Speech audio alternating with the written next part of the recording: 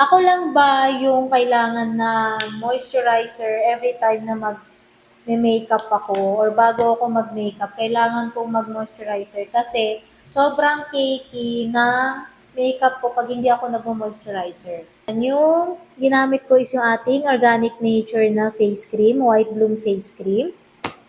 Ayan siya guys. Ayan, as you can see, diba? I-prep natin siya bago tayo mag-makeup. Eh, natural lighting lang to guys.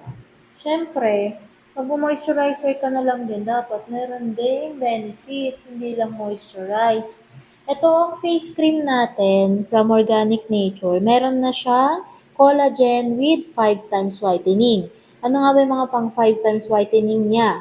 May glutathione, alpha-arbutin, niacinamide, kojic acid, and papaya extract.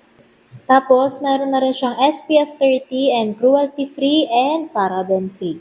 Kaya makakasiguro kayo na safe siya sa inyong mukha at FDA approved din siya guys.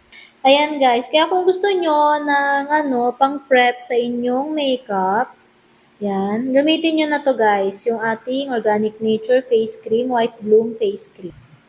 Ayan, tapos na natin yung ating makeup. Simple lang, huwag niyo ako i-judge. Opo.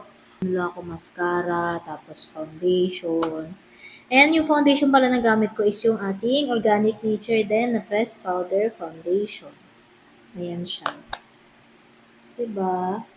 Kaya guys, ayan, bumili na kayo ng ating Organic Nature na White Bloom and then yung ating Pressed Powder Foundation. Ayan siya guys, close up. Walang filter yan guys ha, walang filter. Ganun na ako guys, para makita nyo walang filter yan. Kaya mas maganda talaga na meron tayong moisturizer na gamit.